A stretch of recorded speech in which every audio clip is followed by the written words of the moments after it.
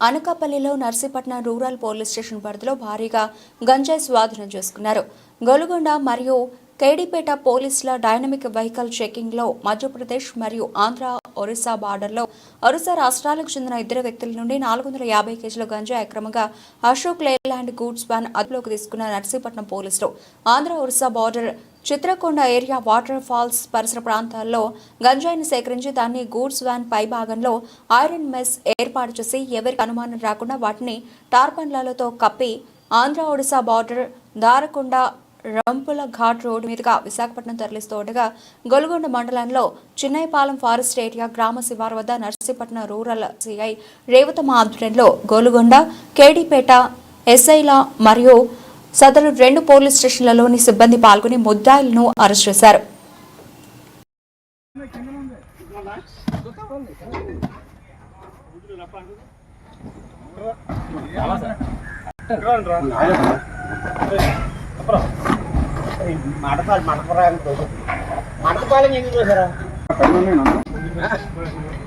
ఎన్ని ప్యాకెట్లు లెక్కెట్టి ఒక ప్యాకెట్ చూపించండి.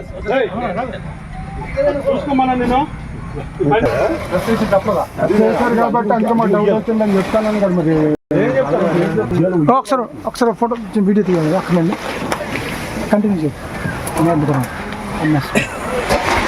అంటే రన్ అవుతుంది వీడియో రన్ అవుతుంది. Okay sir, okay.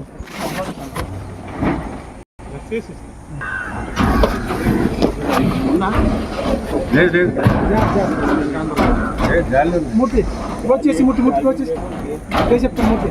మూర్తి ఆపేనా ఓపెన్ చేయమంటారా? అశోక్ లైలాండ్ వ్యాను. ఆ వ్యాన్లో ఇద్దరు వ్యక్తులే మంచి మమ్మల్ని చూసి పారిపోతుండ్రు. పట్టుకున్నాం. తీరా చూస్తే ఆ వ్యాన్కి ఒక మెస్ తయారు చేసుకున్నారు. వాళ్ళు తయారు చేసుకొని అప్రాక్సిమేట్లీ 450 కేజీ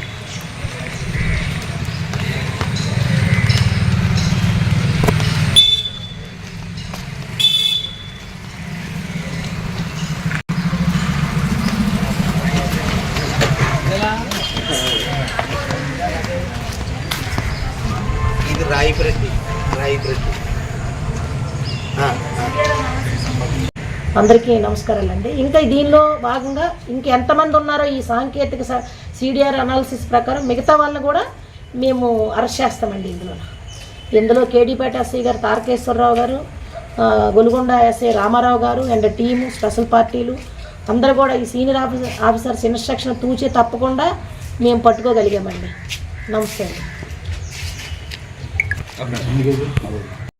సిబ్బంది అందరూ కూడా అలర్ట్గా ఉండి డైలీ బేసిస్ కేసెస్ రిజిస్టర్ చేస్తున్నాం. ఇంచుమించు ప్రతిరోజు ప్రతి 2 రోజులకు ఒకసారి కేసు రిజిస్టర్ చేస్తున్నాం. ఇక్కడ చెక్ పోస్ట్లో సిబ్బంది అలర్ట్గా ఉండటం వల్ల అక్కడ రోడ్డు దిగి పొలాల మీదుగా చెక్ పోస్ట్ దాటుకుని వస్తున్నారు. కొత్త వినూత్న పద్ధతులు ఉపయోగిస్తున్నారు. అలాగే ఈ రూట్లో అవాయిడ్ చేసి చెక్ పోస్ట్ ఉన్న రూట్ని అవాయిడ్ చేసి అలాగే గొలుగొండ ఎస్ఐ గారు కూడా దీంట్లో ఉన్న బ్యాక్వర్డ్ లింక్స్ని తీసుకురావడం.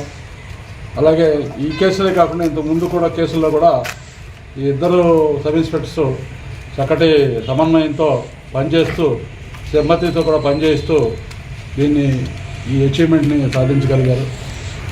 ఎస్పీ గారు కూడా వారికి ప్రత్యేక అభినందనలు తెలుపమని చెప్పారు. ఎస్పీ గారు ఆదేశాల ప్రకారం ఈ సంకల్ప అనే ఒక ప్రోగ్రాం పెట్టుకుని ప్రతి అన్ని విద్యాసంస్థల్లో కూడా పంచిపెట్టడం, ప్రజలకి అవగాహన కార్యక్రమాలు తరచుగా చేయటం జరుగుతుంది.